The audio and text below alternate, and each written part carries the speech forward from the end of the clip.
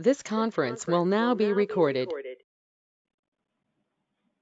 like to welcome everybody to the August 26th County Commissioners meeting, Madison County, Florida. If you wish to rise and stand with me for our invocation, remain standing for our pledge. Commissioner Kelly, I'm going to ask you to lead us in prayer. Most gracious Heavenly Father, we ask you to come to us tonight and bless us. We ask you to be with us as we discuss the business of the county, and we ask our decisions be in liking with your favor, and that you guide us and direct us in what you would have us to do. And Lord, we just pray that we can do the right thing to make this county better in all respects for all people.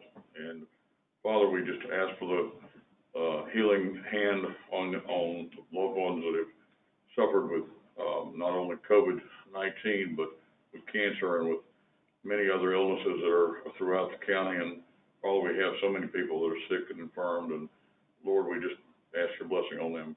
We ask you to special blessing on our first responders, particularly our officers and our men and women in the military defending our freedoms. In Lord's name, we just ask you to go with us and direct us. In Christ's name we pray, amen. Amen. I pledge allegiance to the flag of the United States of America and to the republic for which it stands, one nation under God, indivisible, with liberty and justice for all. All commissioners are present, as is our county manager, the clerk of the court, and the attorney. This time I'm going to open the microphones up for the adoption of the agenda. Before we do that, I want to amend the agenda. Item 3, for item 5 on the new business, we're going to discuss a special meeting with DSI. That will be, we'll talk about it, but that'll be on September the 10th at 8:30, but we will make that item number 5. I'd like to strike on the consent agenda item number 3, the budget amendment request for TDC. We're going to take that off the consent agenda and move it to item number 6, the TDC funding for the roof at the Ag Center. And item number 5 on consent agenda, the approval between Madison County and EMS Management Consultant Services. We're going to strike that from consent and move that to number 7. The new business, yes. Does anyone else have any additions or deletions to this agenda? Mr. Chair. Yes, sir. On the item 3 on the new business, I have a name that I would like to add. Well, I'm sorry, item number 4. Okay. I guess I can go ahead and do it now. Yeah, we can do that when we're amending the agenda. Okay, the name would be Nora Gail Jones. We will add that on to item number 4 on the new business, the Citizen Advisory Task Force. Hey, Mr. Chairman. Yes, sir. This is Mr. Dean here. So under that same item, because of the income requirement, I would like to add Mrs. Patricia Miller, or would one of you do that, please? Which district she coming from? What district is that? For the CDBG, I don't have the item. Mr. That Dean, you changed. Commissioner placed one person from their district. We would need to know what district that would be in, and if that commissioner wishes to change. Right. I'm sorry, Mr. Chairman, but the problem is we won't get the points for the grant if we don't have the proper income requirement. So there was 2 members of that was given that made over $100,000, and so they can be a part of the review committee. But as far as what you vote on, that's going to be in the minutes, that's going to be submitted to the CDBG, they have to meet the low to moderate income range. Okay, well, what if we just table this and come back and We need to have more we parameters. need to know. Nobody knew this, Mr. Dean. That would have been probably we should have known this before we were asked to appoint someone. Right. At this Well, time, I it's not going to adversely affect the grant. We will table this to our next meeting. we're gonna, Mr. Chairman, we're gonna run out of time, because ideally this would have been ferreted out 6 months ago, but we only have about a little over a month to get, the hearing, the first and second hearing, as well as for this committee to meet to make the recommendation back to the board. Can it be more than 5 people on the committee? It can be more than 5 people on the committee, yes. Well, then, Mr. Chair, to my understanding, the individuals on the committee have to be at a certain income level, and I did not know that myself until I got this document here, and they have to live in the unincorporated areas of the county. So I'll suggest that we just, Can we just discuss this? I'm sorry. when we get to item number 4, let's discuss it Okay. then. Mr. Dean, when we bring to item number 4, then we will discuss it at that time. Okay, thank you. Okay? Do we have any more additions or deletions to the agenda? Yeah, one thing, Ms. Barfield, Hey, Commissioner. Yes, sir, go ahead. Hey, this is Chief Clayton. Hey, I would need to add something on there. I need to add on there about working with JCMC on doing a consulting deal for EMS on advancing our services. Y'all approved this back to work with Greenville back in March, but I'm trying to get it so we can work with the county. Chief, could you repeat that, Chief? I was going to see if we could get approved to work with JCMC on consulting for grants to apply for and moving forward with the contract that we have for them to at least look at the project that we need to see. Alan, can that hold up Can we hold that for the next to the meeting, next Alan? meeting? That's fine. Okay. Okay.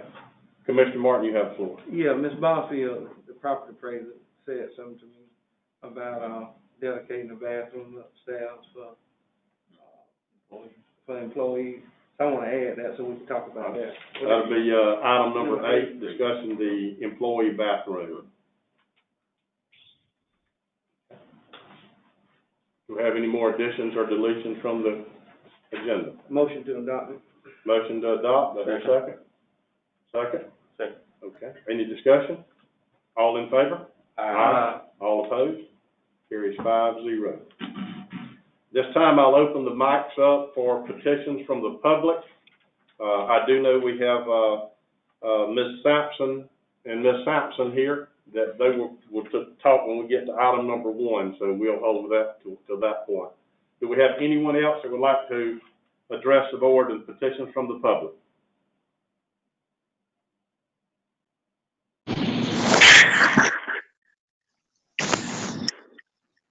Repeating one more time, do we have any petitions from the public? Hearing none, the mics will be closed for petitions from the public. We'll go to the approval of the minutes for the August 12th Board of Commissioners meeting. Motion to approve. Second. Motion is made and seconded. All in favor? All opposed? Carries 5-0. At this point, we move to the constitutional officers report. Do we have any constitutional officers online that wishes to address the board?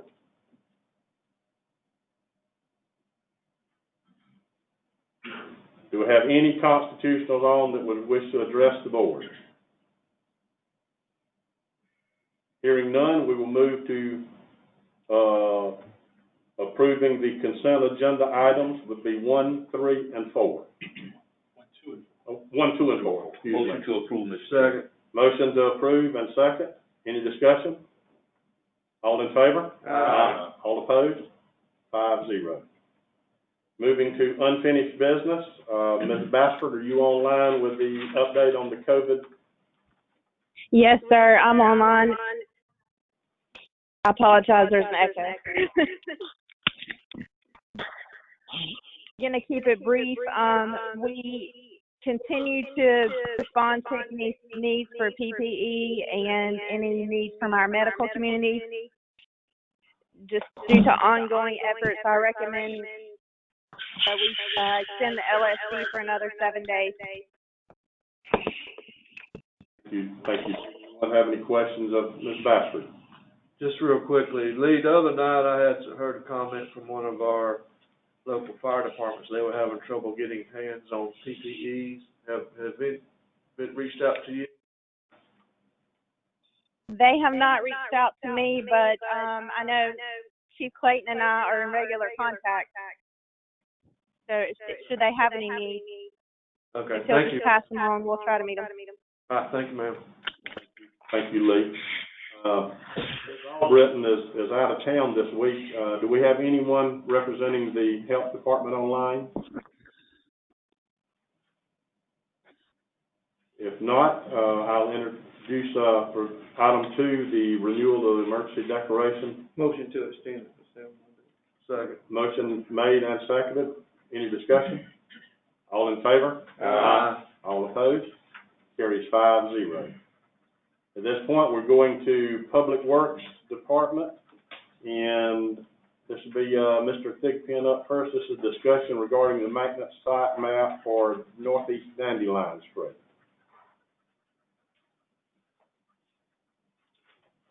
Good evening. Good evening.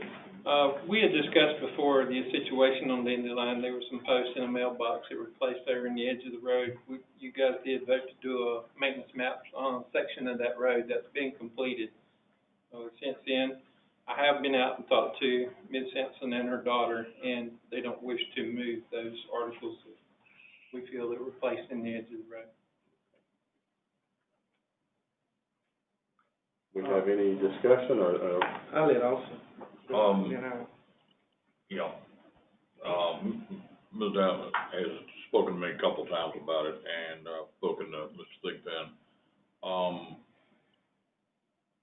I think we would have to go through and have a survey done to maybe redirect exactly where the road is supposed to be in there, and it is very narrow right by her place anyway. That road is, almost like a one-lane, very, very close. As y'all know, Jay Blanton has business back in there with large trucks, and he has a problem getting through it. I personally would almost like to see us widen I guess that would be the far east side, northeast, up there by where Jay's actual personal property is up there, and go on to, Daylily, thank you. I'm just wondering if it wouldn't be easier for him to go down Daylily and bring those. I know he's trying to get out onto 145, but I'm wondering if maybe it wouldn't be a whole lot easier to fix it where he can make it, and even if we have to kind of widen, take Dandelion and make a turn like, kind of like a, I guess, like in better words, a turn lane there, so they could make that turn onto Daylily. You're talking about at the intersection? Yeah, intersection of that, yeah, right. And go out there and go on to Dusty Miller.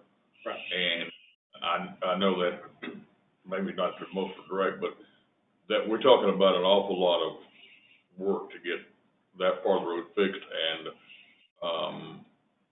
I know she's not really in favor of moving her stuff. And I mean, to try to ease everything and I guess find the best solution if we could do it that way. It was my understanding most of the trucks go that way. But we do make an attempt. Go down to Daylily, you mean? Yes, sir, that's my understanding. I can't. Well, I wondered why because that road's much wider. Exactly. I guess, and it's curvy by her place. Yeah, it's curvy to begin with. It would be difficult for a truck to go that way. Take the post out of the picture right out. It's just plain narrow and curvy, and I've driven in this many times. And there's other places on the road before you get there. Yeah, exactly. There's clay hills in there. I've done some measurements. They're only about 18 foot wide. And so much wider when you get up the hill, when you get up the hill to the corner by Jay's house. Why couldn't we just? Well, we have at times. I know the best I remember, and I have to go back and look to be specific, but I think there's a light pole in that corner on the right side. It would be difficult to do anything, but we normally make an attempt. Motor grader to make the grassed area between there and his fence. I understand what you're saying. And we try to keep that cut down where they can make that corner that you're talking about. Now, you know, you know how truckers are, if you got somebody new that's not familiar with the area, they're gonna follow GPS, and it's normally gonna send them the shortest distance. We've had the issue with that going through the old Blue Springs Road to Oh, I know. the bottling plant. Bottling plant. But it was my understanding now, and I'm not out there looking at the trucks, and I hadn't, to be honest with you, I hadn't seen a truck go and come out there, but Yeah. I think most of them do go that way, Mhm. but probably some do come in through Well, it would Dandelion as well. it would also help with another situation, it's the intersection of 145 and, Dandelion right there, where we always have the potholes and, Yes. see, they're causing a lot of that. Fair. I've called you several times about the Yes. potholes right there. Those trucks are what's causing it, I They think. could be, And that would probably alleviate two problems if they were to go the other way. that's correct. That, Mr. Chairman, that's my recommendation. I know, Commissioner Well, Martin, I can live with that. Before we go, I wanna, allow Ms. Sampson a chance to address the board. She Sure. has something Okay, yeah. that she wishes Sure. to bring before us. Ms. Wanda and Ms. Burnell, please come forward.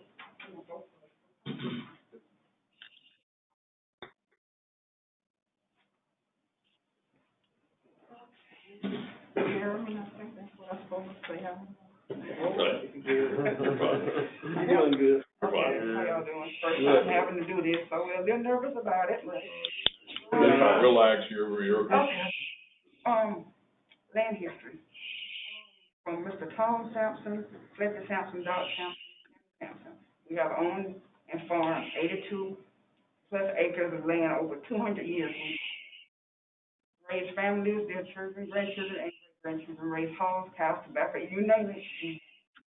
This road has always been small, very small tractor trail. My granddaddy created this road. It wasn't made by anybody else but my granddaddy, because from the beginning of the road all the way to the end was him.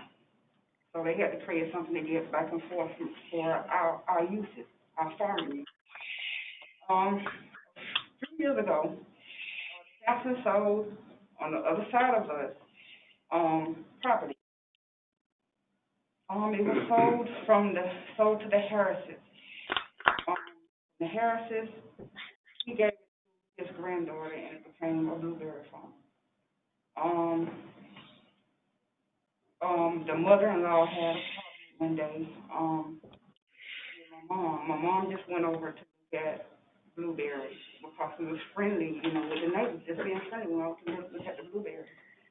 And, the lady got she had a very nasty attitude, and we're not that way with our neighbors at all. We've never been that way. Very friendly people. And she stood up and she said, "We got to watch these pictures. I don't have time for you to look at it. We got to watch these pictures." It was very nasty. And she went on to say, "Who owns that property over there?" I can't get my budget through. My mom told her that, you know, we own the property, and she said, "Well, I'm gonna call Kelly to see if we can do something about this road," with an attitude.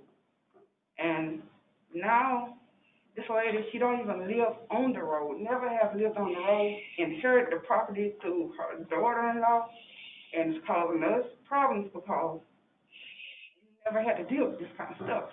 Now, fair enough. Okay. Just take your time. Take it out. Take it out. Well, what it is, I think she just really just wants to come in there and control our area. You know, she's not even knowing me, because I had never met the lady before. I met the son and her husband, very friendly people. But the first day I met her, she displayed this attitude towards me, like, you know. But anyway, who owns that property over there? I can't get my bucket through there. But my daughter drives school bus because she works at the high school. School buses go through there when they need to. 18-wheelers. Jason coming through there with, CJ coming through there with his machinery, and whoever, big vehicles, what I'm saying, going through there. So if she can't drive a buggy no bigger than this thing right here behind her truck there, she don't need any license. But I didn't tell her that, but I felt like telling her that. But anyway, the problem is right here, I done gave, till I'm tired of giving. Coming down the hill coming down the hill, like you said, onto Dandelion Street, where my property is. The 18-wheelers coming through there, back and forth, all day, every day. See, the road fell in. I called the road department to come fill it in. They patched it up. You can see it on the paper, or you can go drive it and see where they patched it up with some black tar still there. Well, I hope to God it don't fall in anymore and not with me on it. But they came around the curve. My property goes on both sides of the road. So we used to grade about our fence to keep the road nice by the fence. They graded all the way to our fence. On this side of here, where my property goes all the way to the Donaldson property, there's a fence running along there. They graded the rest of it all the way to the fence. Okay, coming on down the road, we got a big oak tree. They graded all the way to the oak tree. Okay, that's no problem there. Now, the bank that was up real high, you can just stand up and on the bank. It's no bank anymore. It's down here. Not only that, when I'm mowing my yard, I can't mow down there if you done cut all my dirt off the cut. So I got a problem. So what I did, CJ having a problem with getting his machinery through there. What I did, I told him to go ahead and remove the trees in front of my house, my property. I didn't charge him for it. He removed the trees where he can get his machine through there. It's been no problem since then. And now she's worried about getting her buggy through there. So I think she just really just got a problem because she don't even live in this area. She lives in Pioneer. So why cause me a problem all these years? And this is the way this road has always been. I think she just have a problem. I think that's what it is. And it's more than one way to get into Dandelion. Like he was saying, and we brought it up to Austin Kelly. Coming from Madison Way, you can take Dusty Miller and go right down there, and you'll be right there at CJ Farm, and you'll be on that side of the blueberry farm, right there, easiest way. Coming from Valdosta, you can turn right there by the community center, which is Northeast Deal. Go straight down, make a right, you'll be exactly where CJ Farm and the blueberry. So why come through us and cause us a headache and problem? We have been peaceful. It's been quiet through there. When I was out of school in March, and I was home doing work for school, all I heard was rim, rim, rim, rim. I said, Mama, I can't sleep. What is this? What has been going on while I've been working? What's been going on? Like 10, 12, 13 calls coming in at one time. Equipment coming through just constantly. My nerves were so wrecked. I couldn't sleep. Hers was wrecked. She could not sleep. We understand that they got a business, but you still have to come through people's property with respect. And that's not what's going on. We're not being respected. They zoom through there like it's a raceway, constantly. Not just going to the businesses, but just people in general, period. They zoom through there. And when we go through people's property, we ease through people's property because that's the way we was raised, with respect. You respect other people's property.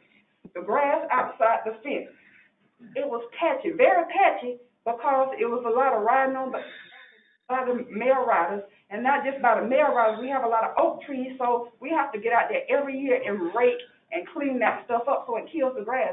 I spread the grass on the outside of the fence, but that seemed to have been a problem. I guess they didn't like it. And what it was is the mailbox was inside the fence. I had it there out the way. So the land that's outside of our fence, the mail rider would cut in and she would ride, just constantly ride. So it made it very patchy. So I said, okay, Mama, we want to fix outside the fence and make it real nice and still our property. So I'm going to put the mailbox outside so they don't have to just constantly ride on the grass, and I'm going to replant the grass and make it real nice. So that became a problem. So it seems like we can't do anything to beautify or make it better for us, but someone want to take from us to make it better and beautify for them. And I don't think that's fair. When we've been there, we had the property, we farmed the property, we sold the property to them. So respect us also. We don't go tipping-toeing, wondering what the neighbor's doing next door. We don't go tipping-toeing, wondering, well, why are you mowing outside your fence? Why are you planting this outside your fence? That's not my business. If it's yours, I'm not asking questions. So why, because of us doing what we're doing, why you go question us? I don't think that's fair. Because if I own it and we pay property taxes forever, then we should be able to do what we want to do with our property without anyone coming questioning us on why and when we're doing things. And one more thing, and I'm gonna let it go. Mr. Thigpen came out to see me, him and Mr. Bryant came out to see me, we talked, we discussed. Now, the trees where I allowed CJ to remove where he can get his machinery through is across the other side, across from my house, but it's my property. I told Mr. Thigpen, if he wanted to, he can use that property over there to widen that road. Sir, what he told me was he didn't want to grade no bushes. So, looks like they want to grade my clear side, what I've been maintaining, and not grade the bushes, which is not really any bushes, no problem. The tree's been removed. The graders got to go there, just go through there and clean it up. That's it. Now, I allowed them to do this, but I can't keep on allowing people, and I'm not getting anything back out of it. No. That's it. It will be easier. We're asking if everything will be rerouted the way that we asked the back road. 3 ways. They can help us out a lot. Thank you. Mr. Chair, I just want to let y'all know that we were looking at y'all's property on this. We're not sitting here texting or anything like that. That's what we're doing, looking at the property. Right. I'm not familiar with that particular area, Right. but Well, just help us learn what's going on. I just wanted to bring it up so I could get a visual. You got a better visual of it. right, because we did bring pictures of the road and everything. We have that with us, but we didn't have one for all of us, but I was going to present it and let you go around and look at it. So that was up to you all. You can still do that. Yes, You can still do that. you can pass, you're welcome to pass it around. And like you said, you're not familiar with the road. A lot of people not familiar. They don't even know that road even exists because it was just a farm road from our property from A to B. And I'm in the middle, so that's why there's a problem for her, But we brought paperwork and we got everything there.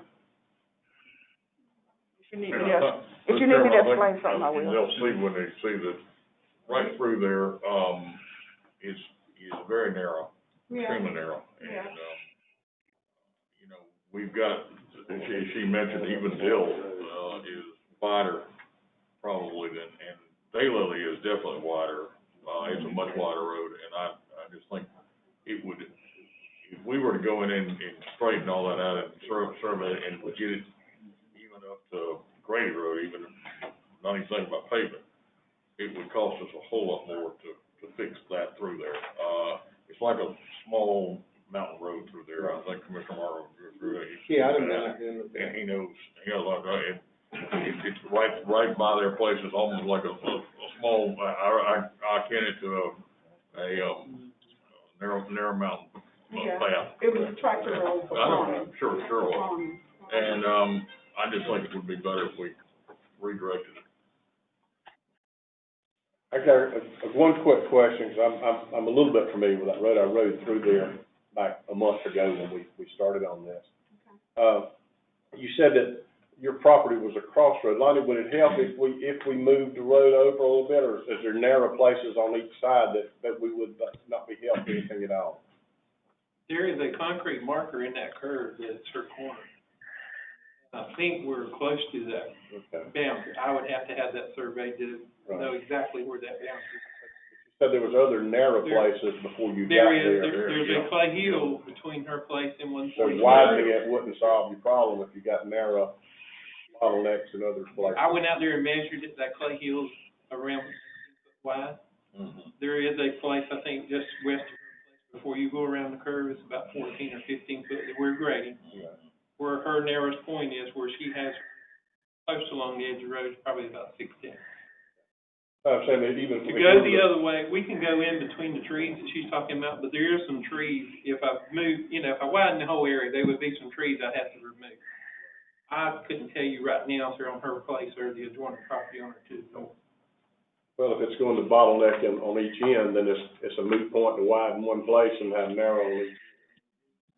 Ms. Lloyd, what do you think about the, idea of going out, but honestly, you think Jay will plan us too much on it? I mean, if you can get Jay to talk to his truckers, and try to get them to go that way, I'm all for it. I'll talk to him. We'll do whatever we can with that corner. I know we're kind of limited. I think there's a light pole in that corner to the right. It might help, maybe. At the end of Dandelion there at Daylily? I could be wrong now. Yeah. It's a light pole there. I think there is. Yeah, I think that's why we try to keep that bank I think cut there is down. there is a light pole there. I forgot about it, but you're right, there is. Seems like to me the way to solve it would be what Austin. Well, maybe I'll be through doing my last Monday, maybe next week, you and I could ride out and talk to Jay together. That'd be fine. And I'll call him and make a point where we can talk like we did before when we were out there the other time. And, let's go with that approach and see if we can't do that first, okay? Yeah, no problem with me. I think that would solve, I think it would be a whole lot easier than trying to fix through there and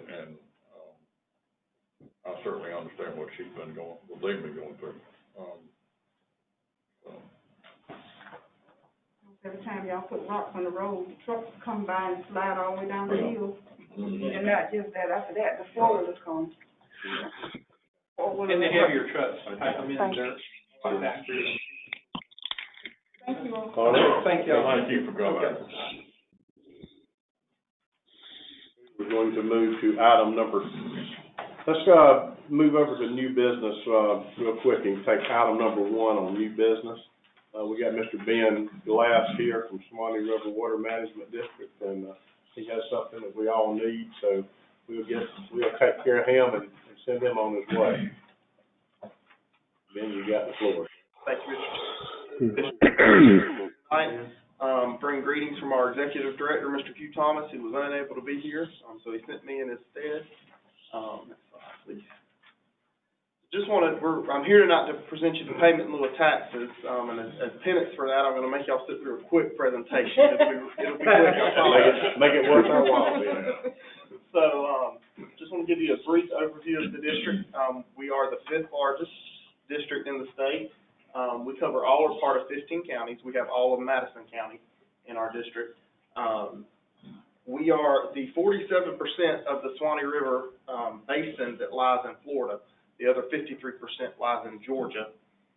The other percentage of the drainage basin. Most of our communities are fiscally challenged, and our economic driver in this district, as you will know, is agriculture. So we look a little different in our district than the rest of the state. Next slide. So some major initiatives we got at the district are Springs Grant programs. This is a program that's funded through the legislature, and the grants are awarded through the Department of Environmental Protection. Madison County has been able to take advantage of this grant program.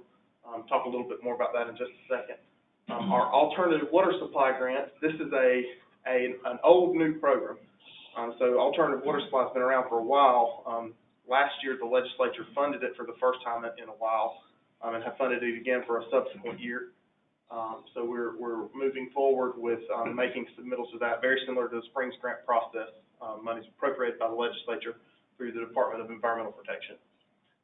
Then our River Grant program, this program's a little different in that it's funded by the district reserves.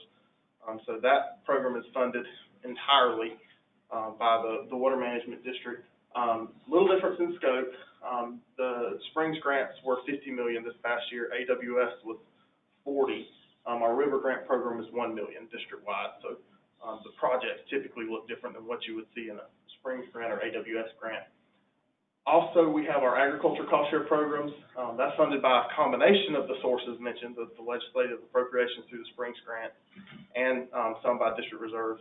We work with our agricultural producers through that program to implement conservation practices and get the equipment in their hands they need to help conserve water and improve our water quality. Also, our minimum flows and levels, we're currently working on the lower Santa Fe MSL, and we'll be moving from there to the upper Swanee as well as some lakes. So that's ongoing. Water supply planning as well as water quality initiatives. Next slide. So specific to Madison County, we have a few grants going on. The Greenville Sewer System Phase 1 and 2, this is actually helping them construct their wastewater collection, wastewater treatment system from the ground up. We were able to get that funded through a Springs grant, the first 2 phases of it, and have enjoyed working with Greenville on that. Also, the Madison Blue Springs Aquifer Recharge Project, that's looking at rehabbing, replacing some recharge wells here in the county. Lastly, river grants. This is a new river grant from this past year. Looking at doing placing some control structures at Lake Francis to help improve the stormwater going into the lake. A lot of sediment winded up there, sedimenting the bottom of the lake, so we're going to see if we can help with that. And y'all had enough agriculture cost share that I had to give it its own slide. Typically, I put it on the slide with the project, but I had to get all the information on there, I had to bump it to a second one. We've worked with 27 projects with 24 producers, with grants totaling $1.3 million. So that's pretty significant. We've been able to accomplish 3.06 million gallons of water per day conserved, and that's an estimated number, as well as an estimated 168,000 pounds of nitrogen per year. So this is just a slide giving you a map of our minimum flows and minimum water levels, as well as the scheduled time for setting that. That schedule's adjusted a little bit. But, so like I said previously, we're currently working on the lower Santa Fe, and we'll be moving to the upper Swanee next. Next slide, please. And this is just showing the map of our different water supply planning regions. So we have an eastern and a western planning region. Madison falls within our western planning region, and the hatched portion on that map is where regional planning is currently in progress. And what that is we see that there's some water quantity concerns on a 20-year outlook. So we're looking to specify what those concerns are and get some projects to address that. This is just a schedule of our upcoming planning activities. With the COVID crisis, it's going to be adjusted a little bit, but be looking forward to working with you and your staff to looking at some of these population numbers and things like that in the near future. So water quality initiatives, we're always looking to improve our water quality. Through that, we're looking at new nutrient reducing technology, septic sewer where it's feasible, pilot new project concepts. So in a rural area, sewer collection lines may just not make sense. So looking at some of that new septic tank technology, as well as improving our water quality monitoring network so we can see where changes are occurring and hopefully be able to attribute those positive changes to some of our projects. Next slide, please. Be happy to answer any questions. Any questions, Ben? Does the management district have any funds available to assist people with contaminated wells? We do not, to my knowledge. Not individuals. We have assisted municipalities with getting people all on water supply lines and off of their contaminated wells. But depending on the area you're talking about, that may or may not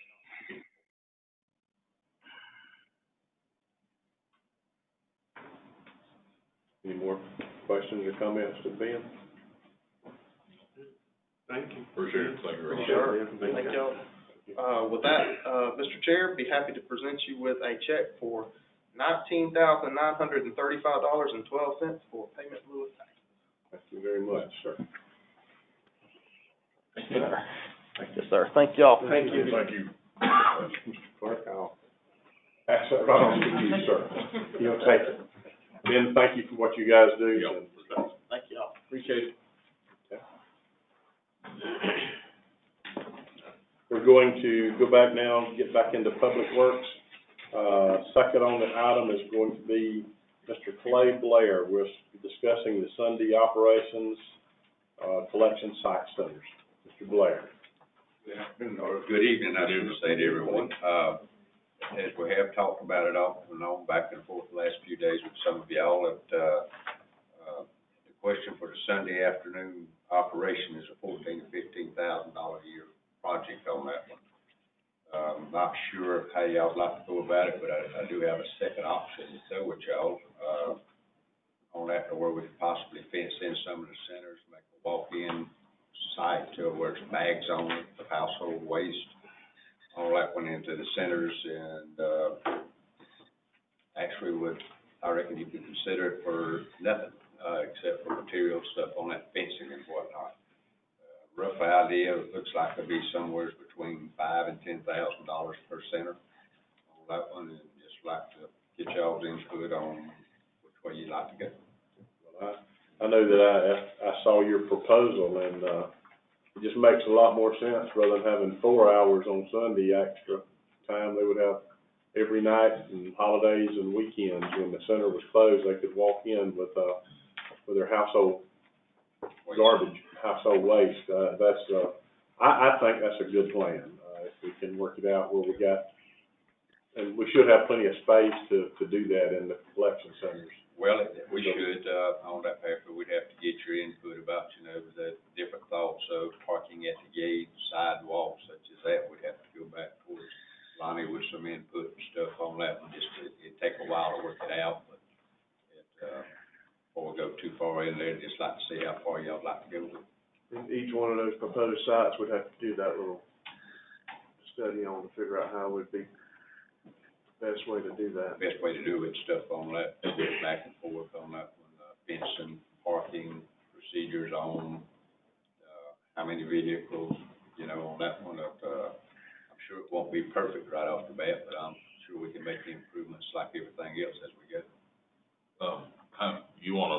You're kind of proposing to do the one on just Huey, kind of a test site. Well, that was my thought for out here at the industrial park on that first one. Test that, see how it works, and then, go from there, and maybe, were you thinking, one in each district, or were you thinking some of the major centers, like heavy traffic centers, or what? My plans were is one in each district on that one, and the most, populated, I reckon you would say, on it, most attended ones on that. Yeah. Yeah, I think you had Greenville on the list also, 221. Yes, sir. It's a lot of traffic that comes I through think he there. has listed here somewhere like That's Lee. what I'm trying to, they were one of the ones on that, we'd have to probably change fencing and a lot of stuff there for parking on that one, so there would be some dilemmas to work with there. Well, with them being open on Sundays or accessible on Sunday, I think it's a good idea, but that traffic is a big concern. Right. May I say something? Yes, sir. Since he mentioned 221, I think you have 3 sites, 221, here on 90, and the one on 53 that'll involve Those are the three of the busiest, probably, and especially Raven Woods and 221, as far as the traffic is concerned. Maybe not so much in the evening, But middle he's of the not night. proposing them on the list. I know he's not, but I mean, if you were talking about doing, Ravenwood, 53 would be, 53 Central would be. Proposing Lee and Greensville, Industrial Park, Cherry Lake, right, Rocky I Ford. know, There's actually 2 on 53, the one at Cherry Lake also. right, 53 north, yeah. 53 Central would be one because it's so far off the road. All that side, I kind of stay away from it. It would take some working back and forth and questioning there, but I feel like it would be worth pursuing. Well, I think it would give us, instead of giving us 4 hours of service, it would give us 24. much more service. 96. Yeah, I think the public would be much happier with the, I haven't gotten phone calls, but I'm sure some of the rest of them got calls about it, and I'd move that we go ahead and give Mr. Blair the go-ahead to at least start with the industrial park. Let's see how it works, and maybe talk about it after he gets that set up, and we see how it flows, then move forward, but that'd be my motion that we. Have a motion and a second, to start with, Industrial Park Central and do that as a trial and get it ironed out and worked out, and once that works, then Stage them out. And I'm sure we'll tweak them as we go and find out things to do, not do. Mr. Chair, one question. Can you maybe get a feel for what the permitting process might be like with 221 with DOT? That's gonna be one of the interesting ones to figure out what it will take right there on that, because like I said, dealing with DOT and stuff on that one, I'm just not sure what it's gonna do. Okay. I'm afraid it will be a slow process there. Yeah, 90 would definitely be. Well, yeah, that and Raven Woods in to the There's the closest intersection road. there, it is. Yeah. You might be better with 53 Central since the fence is back further. Well, You're off the road further on that one, but the Raven Woods and 221, I would dare say we run into a big problem with DOT. I think that might be I doubt they'd give it to us. Gentlemen, we have any more discussion? We have a motion and a second. Any more discussion? All in favor? All opposed? That was 5-0. Clay? While you're up there, you're still up, on a request for purchasing some equipment. Yes, sir, that's what was in the packet on that. I didn't actually get everything out I wanted to there, but, in the process with everything. Can you pass it around? Here, we'll pass it around. Got enough there. I'll go ahead and hand these out right here. But, biggest concern is on that, we would like to, as the team, as you know, at all solid waste department and stuff on that, we would like to look into the, purchase of another horizontal baler on that one, that, with everything, the crisis and stuff that we've been through and stressing and whatnot in the workplace, and employees and stuff, we've still been able to send out 4 loads of cardboard on that baling with existing baler, but, we'd like to get into the plastics, tins, and aluminums. We need to increase our bales up to 1,000 pounds plus on that, and we'd like to make that suggestion to y'all, if we would do it on that, to purchase a baler on that one, a vertical baler on that one for approximately $90,000. We got to look into it. Heard anywhere from $50,000 to $90,000, and back and forth working with that one. But we'd like to make the attempt to move into that one, along with 13 new collection recycling containers, as I give pictures of there and stuff, diagrams on them. These will be bigger containers, easier to service with our big trucks and stuff instead of the small ones. The smaller ones we have now, they're 20 plus years old. And just about, we passed the work and stuff at the end of their lifetime. And feel like on that factor, we'll have most of the money in our budget we'll know more towards the end of the year. The last month on that path there, but the possibility of having to dip in the reserve to make up the difference, but it would be a total request of $209,600, which will, as I said, just like with collection centers and stuff on that, was a step moving forward to still making progress. We feel like it probably wouldn't take but 2 to 3 years on that half there, maybe 5 at the most, and we could recoup that money. That was my question. How long would it take to recoup? Say 3 to 5? I'd say 2 to 5 to be safe. It might be better than that, but I don't want to choke myself there. And this wasn't included or added into our budget proposals the other day. It's what we had spoke about, yes. We did speak about it, but it's not included in our budget proposal for next year. This is an addition to. This would be now. Yeah. This is on this year's budget. You're talking about this year's budget. Yeah. Not future budget, October, yeah. And you say you have some of the money in your budget now? Yes. Approximately how much? Don't have it to a T on that path there, because we won't really know until into September. Really and truly to it on that one. Mr. Washington, you got any idea roughly how much, or? Okay. Different question. Clay, do we need to bid it out, or? Pardon? Do we need to bid these out, the recycle containers? The amount per container? Bid out the purchase. Are these on state contract, or do we need to bid out? We'll have to bid, I'm sorry, we'll have to bid them out on that one. And, we've already kind of worked on prices and stuff on it. Of course, the containers that we're showing you there is preferred one.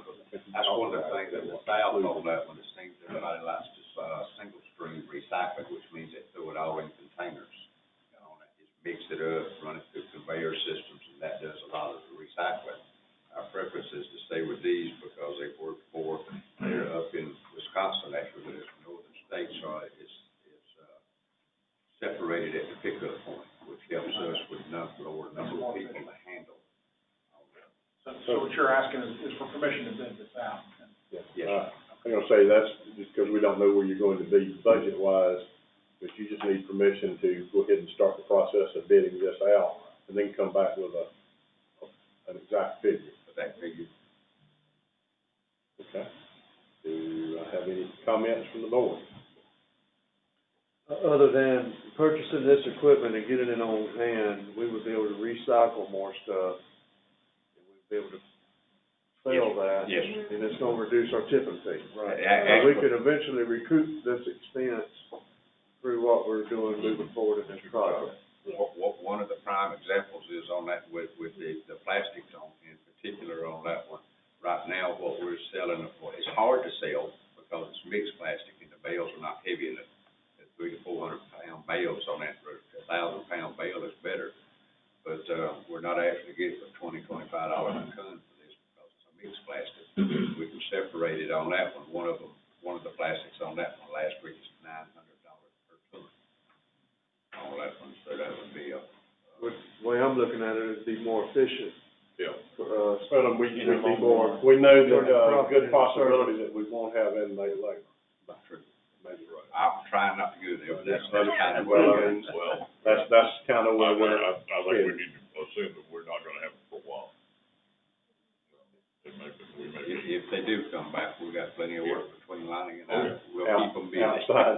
Yeah. Okay, do I have any more, discussion or action by the board?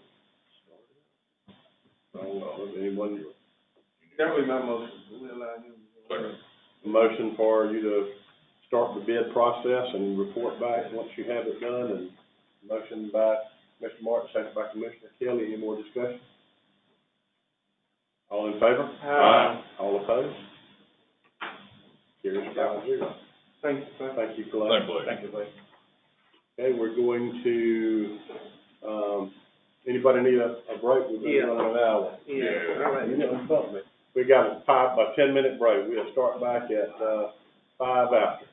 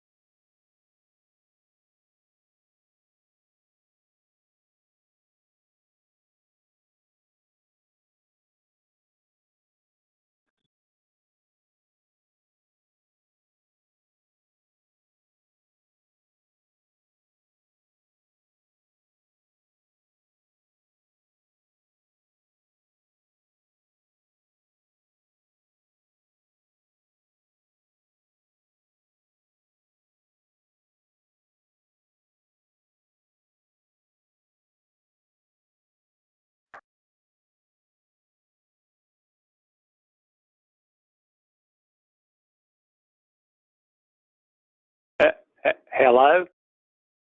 Hello? Hello, this is Andy.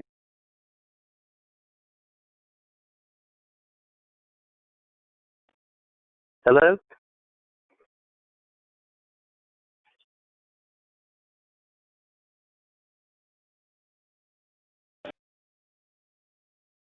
I hear someone on the line. Hello? Hi, this is Candy Easton. Yes, Andy? I'm just calling into the meeting. Yes, we're on a break now. We're muted. We'll be coming back at 5 minutes after 7.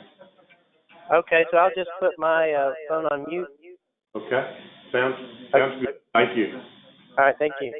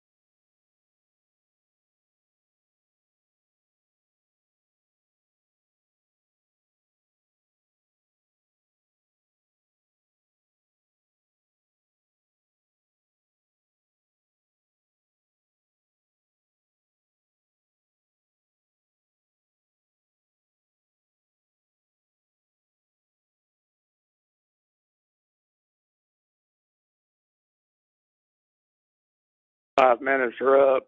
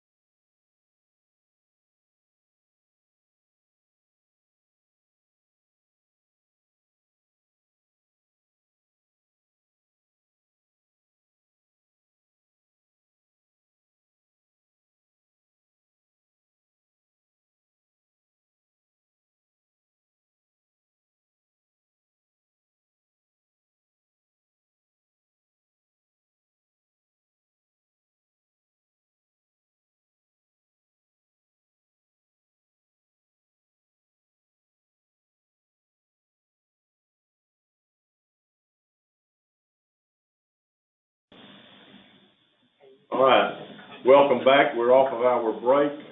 We're going to go to item number 2 in new business. This is discussing the County Veteran Services position, and I'm going to turn this over to Mr. Billy Washington.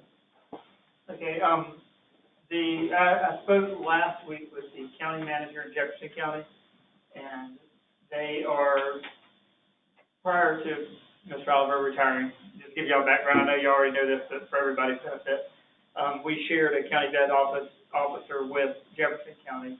The county veterans officer is a Madison County employee, and Jefferson County reimburses us 40% for salary and benefits for that employee.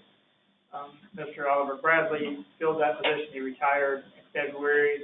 We advertised and we froze, so we haven't hired it. After answering the phone for a little while, it's definitely a position that we need to hire. I'll say that. There's a lot of, I'm not going to say tough issues. It's tough because the federal government makes it tough. You know what I mean? So there's a lot of issues with VA that are tough to deal with. So I would recommend you guys advertise and hire for the next coming up year. We budgeted for it. It's in next year's budget.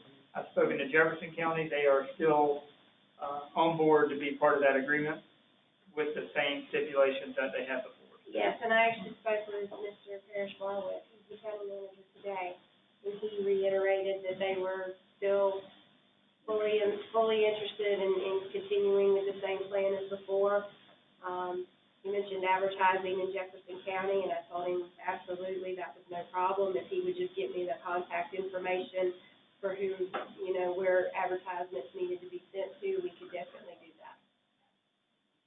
Mr. Chair? Yes, sir. The motion is in order. I move that we go ahead and advertise for this Veteran Service Officer.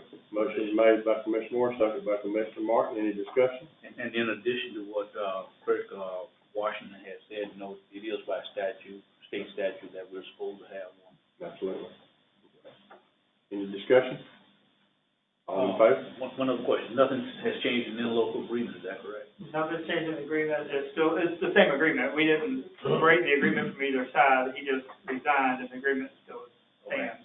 Okay. We haven't had anybody in the position. Good deal. Okay. All in favor? Aye. All opposed? Clears 5-0. All right, we're moving to item number 3. This is going to be an update on grants. Mr. Dean, are you online, sir?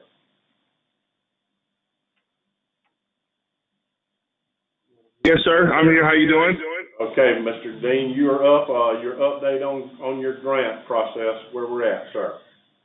Okay, so, by the way, Chairman, is there an echo? Is that just from my phone? Yes, sir. We're not hearing an echo here, Mr. Ed. Okay.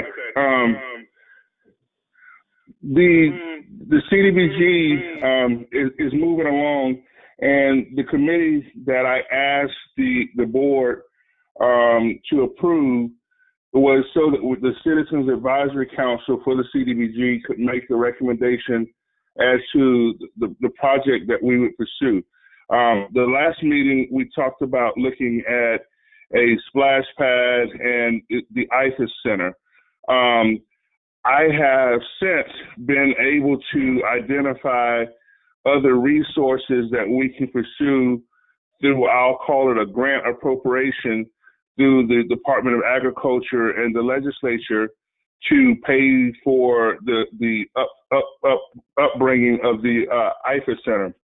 The splash pad has to be taken off the table out of necessity because we currently do not have a 911 map that has all of the houses in the unincorporated area onto one map, and it wasn't doable to get that map to me in the time frame that we needed in order to be able to do the door-to-door assessment. So under this round of the CDBG, that left us with only the opportunity to pursue a grant in the housing department, which is still a very a really noble thing for us to do, where we would essentially build 5 to 7 new starter homes somewhere in the range of 900 to 1,200 square feet, anywhere from 2-bedroom, 1-bath to 2-bedroom, 2-bath homes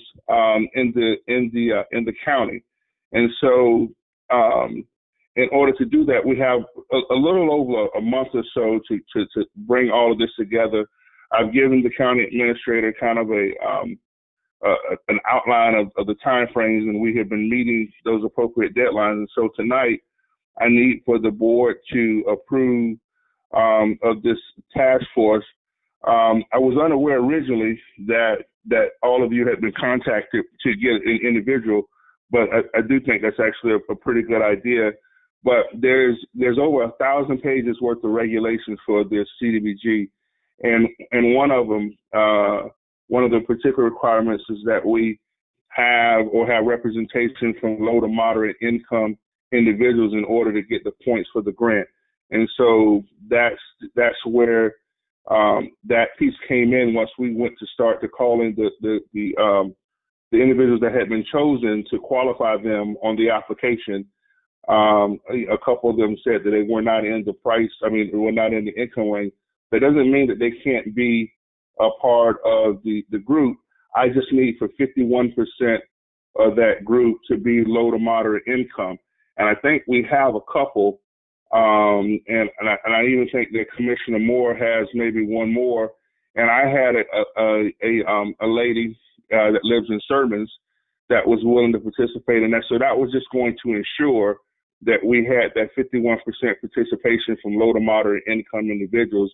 And then we can use these individuals to not only make the recommendation back to the board, but also when the applications get reviewed, once we receive the grant, to start reviewing the applications from the low to the disabled or whoever applies to be one of the recipients of one of those new homes.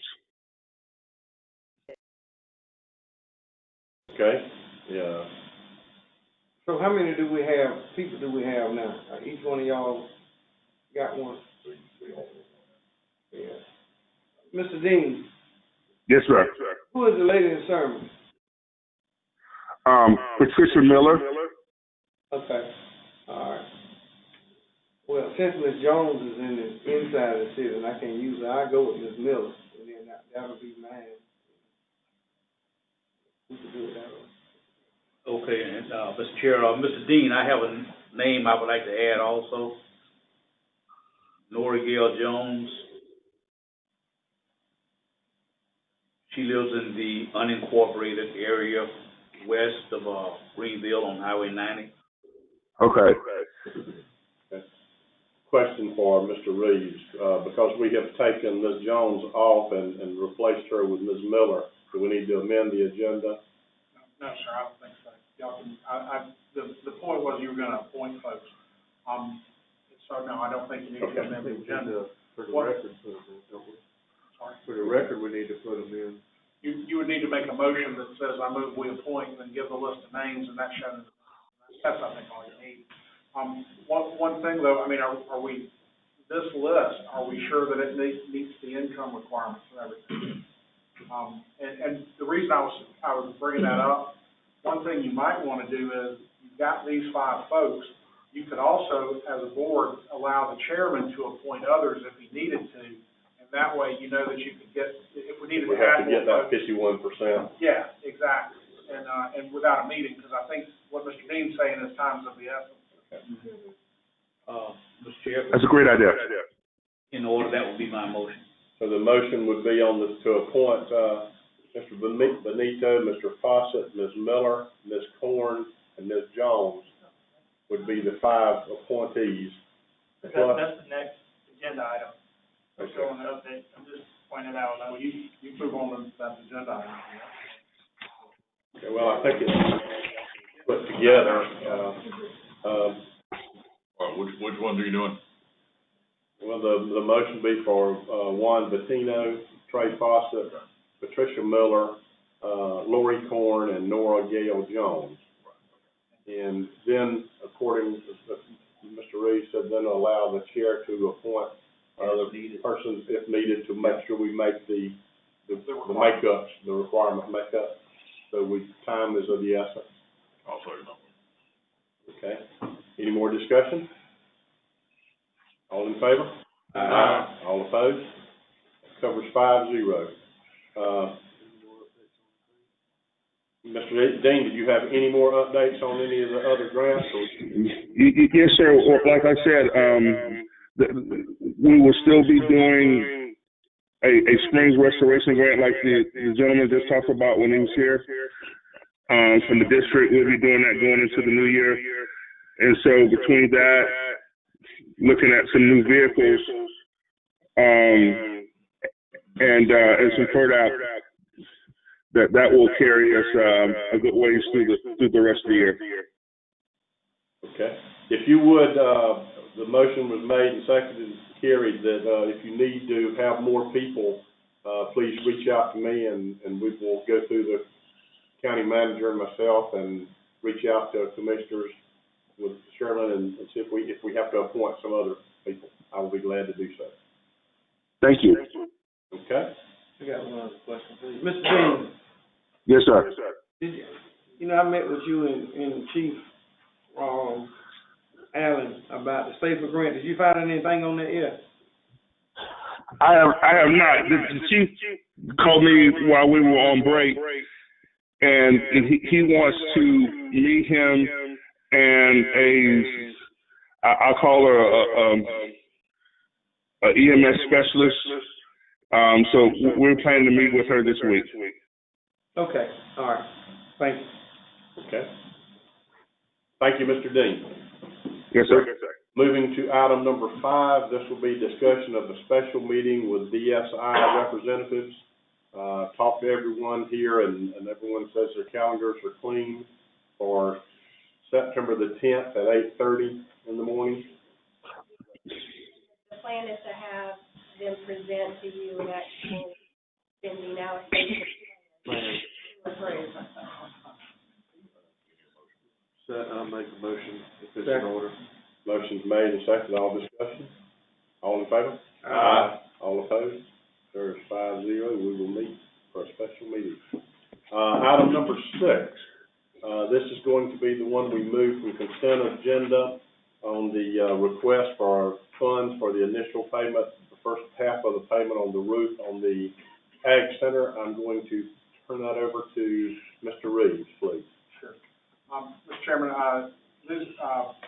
we had approved and awarded a bid recently to do the roof work on the Ag Center. I think the intent at that time was CDC funds to cover that expense. At that time, the board did not actually have a motion and a second and all of that to use those funds, I think is what we found with the minutes. So you need to take official action to use those funds.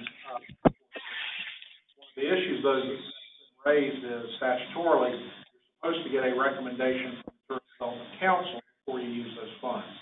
So I think what they found by that, they can recommend to do it or not do it, and then y'all can do it however you want, but I do think you need to get that recommendation.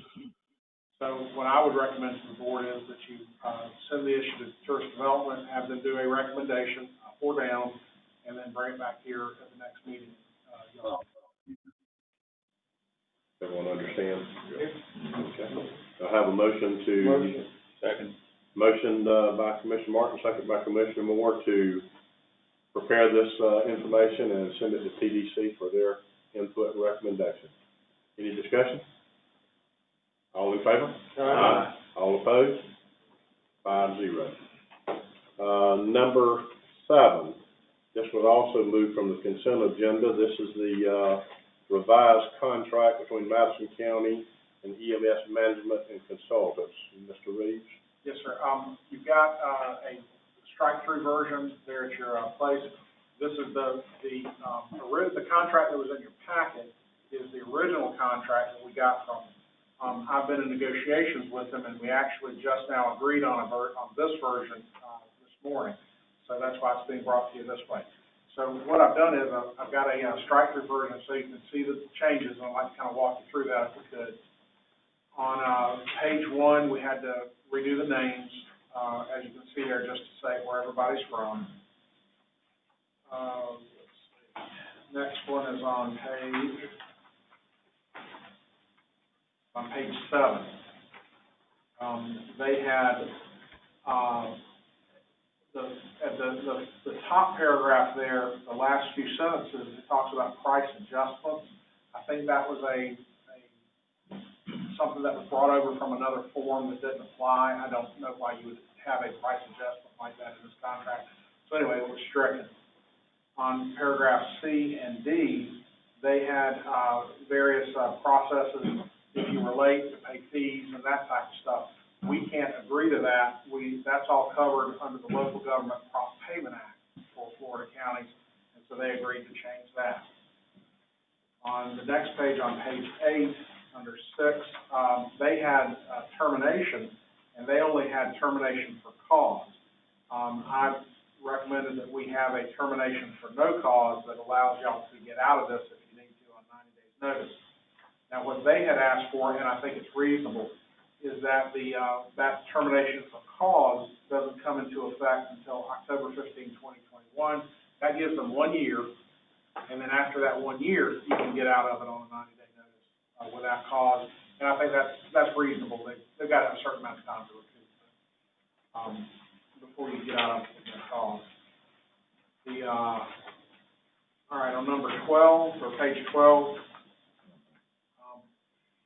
that paragraph C, 11C, they did not have a express warranty of what they would do, and that's why we added that they warrant that their services will be in a commercially reasonable, diligent, workmanlike manner in compliance with all rules and regulations. On E, they had a liability, a provision that limited their liability to just what we have paid them. That would not be acceptable in this case because we're paying them a fee that's 5 or 10% of all the money we're talking about coming through. And so what they had agreed to finally this morning, if you turn to the very end, they have a certificate of insurance that provides what I think are acceptable limits. The commercial general liability is $4 million in the aggregate, $2 million per occurrence. The one that I'm glad they had, at the very bottom on there, they have employee theft and employee theft of client property. They have $1 million coverage on that. Because when you got these big sums of money running through, if somebody diverts it, well, how do you get that paid back?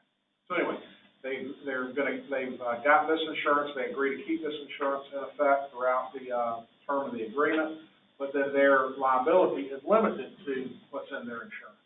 So as long as the insurance limits are what you need, I think that's fine.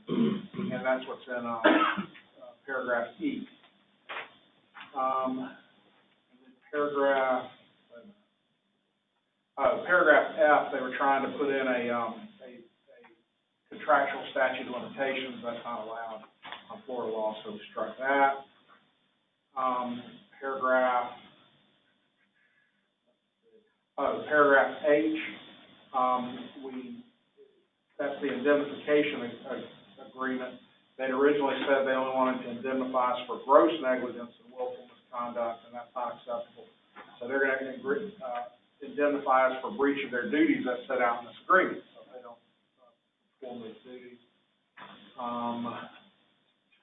Next page on 15, they had a provision that everything would go to binding arbitration, which we struck. Paragraph 16, they're gonna send notices to the fire chief and the county manager. Paragraph 17 at the top, they had this was governed under, the contract was governed under North Carolina law, we changed that to Florida. And then, at the bottom of 17, we have to have the next 3 paragraphs just under Florida law. One is a failure to appropriate, that we're not bound beyond any one budget year. M is no pledge of full faith and credit, that shows we're not pledging our ad valorem tax. If you pledge ad valorem tax for over a year, you've got to have a referendum, so we've got to have that in. And then N is no waiver of sovereign immunity. Again, that's something we did. So, with those changes, it's my recommendation that y'all would approve the, building services agreement. Motion to approve. Motion and second. Any discussion? One question, Mr. Chair. Since the, laws were changed to Florida, you have to go to lawsuit, would venue be in Florida also? Yes. Yes, and and you know, we have home venue privilege as a Florida local government. So if they were going to sue us, they would have to come to Florida to sue us. Okay. Under that. Now, if,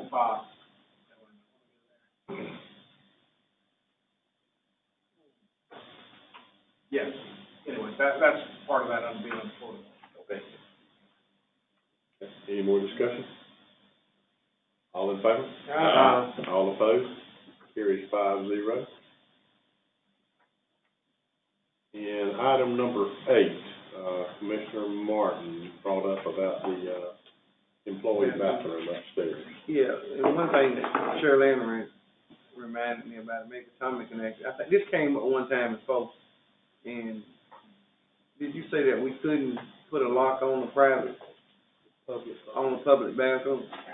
Do you remember? No, sir. I think you've got to have, under the ADA, you've got to provide adequate bathroom facilities. Now, I don't know that you can't do that with one bathroom being open to the public and one bathroom being, employees. I don't know whether you can or not. I know you gotta comply with the Americans with Disabilities Act. So, if you were wanting to go down that path, I think that's the first thing you do is you get someone to look at it and see, if there was a way to reconfigure, where you could have one bathroom for, the public and one bathroom just for, employees. Yeah. Could you look at that? Could you? Yeah, I'm not the one to look at the Americans with Disabilities Act. I think you probably get, actually with a building, it would be an engineer or architect or somebody like that.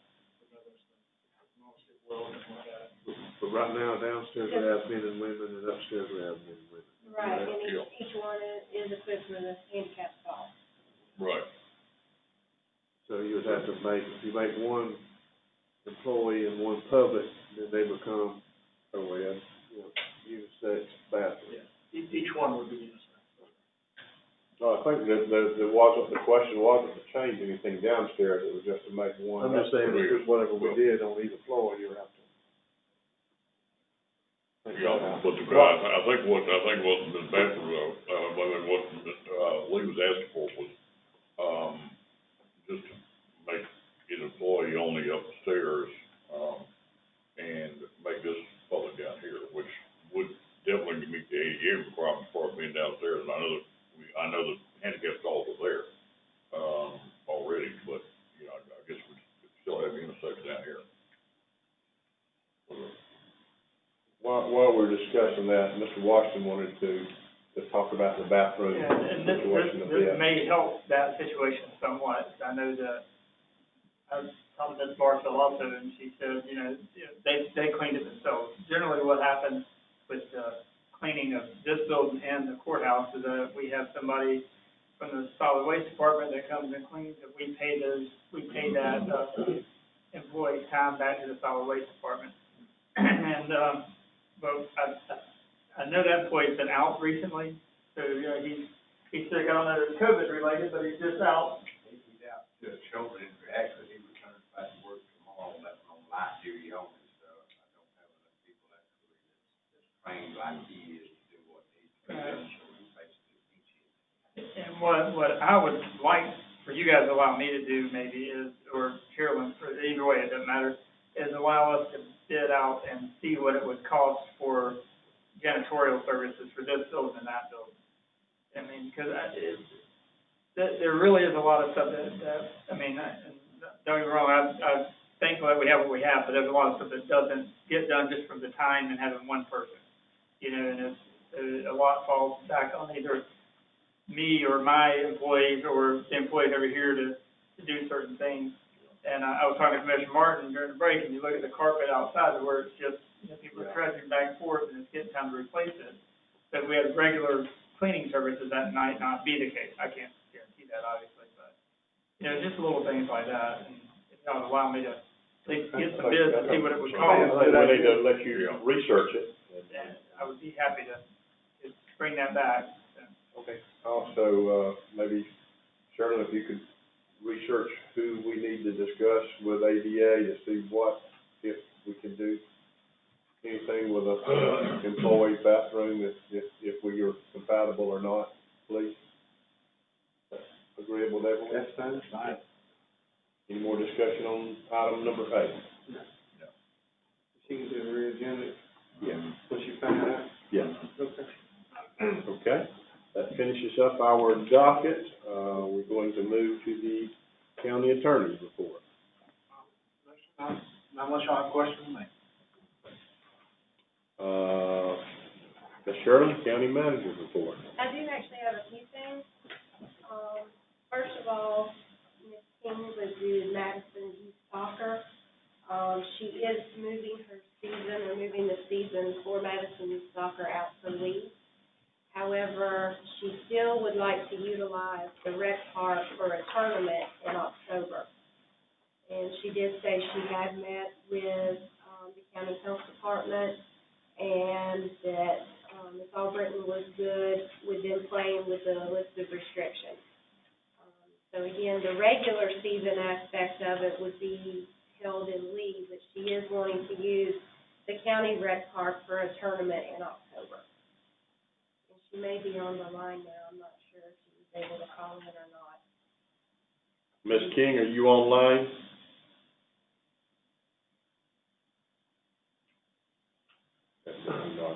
I guess my question is with Tommy, we opened up the rec park for practices only, and no outside tournaments, if I remember correctly. That's correct. So I don't know how that would come into play. I think we're still waiting to see what happens with school reopening and where we're at on the numbers. Because I know Tommy his door was being beat down by outside organizations wanting to play here because they were shut down. Right. You know, they were trying to get us to open up so they could hold tournaments here and bring out of state and out of county folks here. And I think that's, if I remember correctly, the instruction to him is not to do them. Right. That's what I remember also. And with us being in a state of emergency, I think we probably need to hold to that. Okay. Is that a consensus on no, or do we need to bring that back, or? Y'all had before said no until further action by Sure. the board, so I think if y'all don't take any action, It'll remain as it is. I'd love for them to be able to, but I'm like, Commissioner Moore, we need to err on the side of caution still. Okay. Second of all, the supervisor of elections has mentioned that, out back next door where he redid it for voting, that roof is a flat roof that covers that area, and it's leaking pretty badly and needs to be repaired. And so he is interested in getting that fixed. And it is a county building, so if you would like to see it fixed, then we would need to go out for bid on that. I'm just looking for direction on if you'd like to pursue that or not. Well, it being a roof, it needs to be fixed. They spent a lot of money on the building to, leak and ruin. I think we have a choice. Can we use some of that CARES money on that?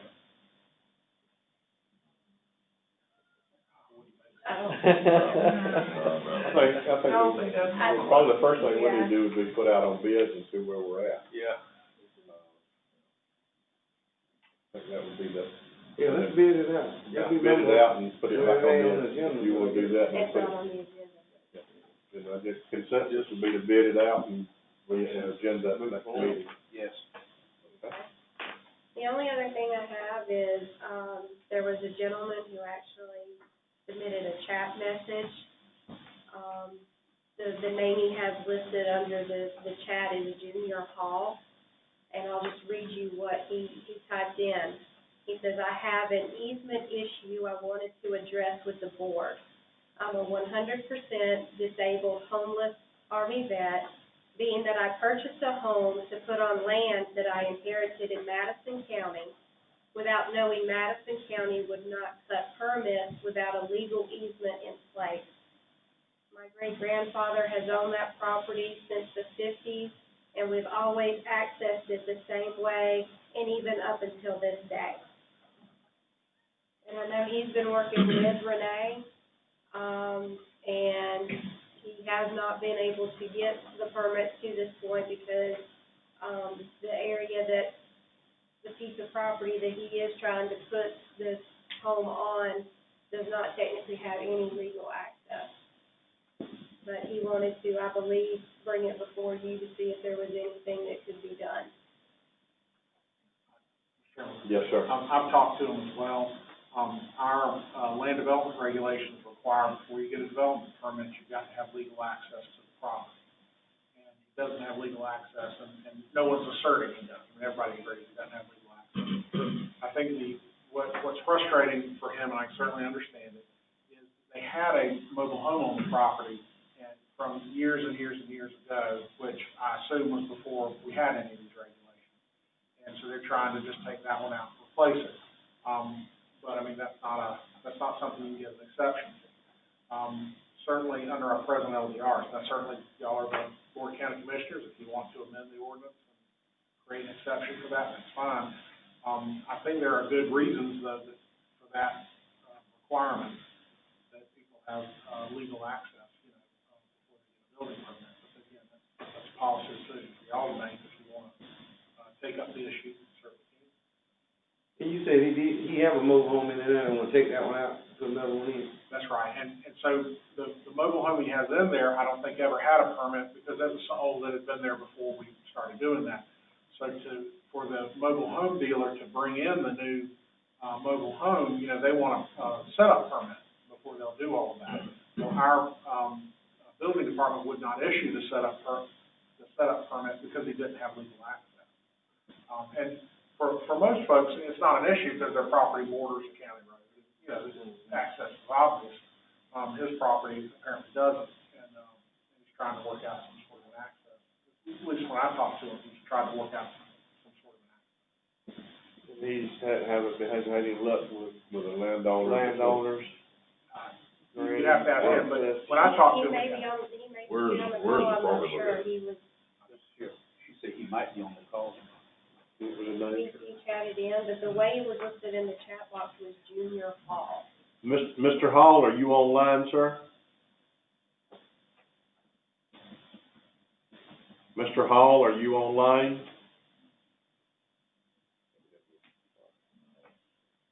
Do we know where the property is? I don't. Yeah, it sounds like he's landlocked. Yes. I think the properties, they've had the property so long, if you, when you buy a piece of property, the bank won't generally give you a mortgage unless you've got access, and that's how most people catch it, I guess it's good. Think it'll be on the line at the next meeting and deal with it then. Yeah, we have to have more information. Yeah, we need more information. you could work it out, you don't know about neighbor relations. Well, and if we knew where the property was, there might be something we could do. But, you know, we need a little more information. If he could help pursue it, bring it to If he reaches back out, I tried to reply, but it wasn't, Well, anything about the And I believe Renee's got an application. She does. Renee's got all the documentation and application and everything he submitted to try and do that. But I just. If I remember correctly, I think it is your district, but I'm not 100% sure about it. I talked to him. okay. And if I can, I'll sit there for a minute. If I can remember what the neighbor's name was, because the name wasn't in his property at the time. Because he put that in that box. Do you remember that highway name? Let's, We can just get the information from Renee. From Yeah, Renee, Have and him Renee. re-agenda for the next meeting. Right. let him come before the board and give us a little more information. If Renee could be here online to help us with it, maybe that would be good too. All right? Billy, do you have anything from the clerk's No, office? sir, I do not. We'll go to commissioner comments. Commissioner Kelly. I'm sure, maybe, think will remember a phone call I got last week. Jay Hicks, the band director at the, Madison Creative Arts, school, called me and asked me if it was possible to, have a drive-through band concert in October, I think it's October, November. They weren't exactly sure, but it would be similar to what they did with the graduation at the, rec park, and it'd be at the rec park, I'm sorry, and have kind of like where they stay in their cars, where they listen.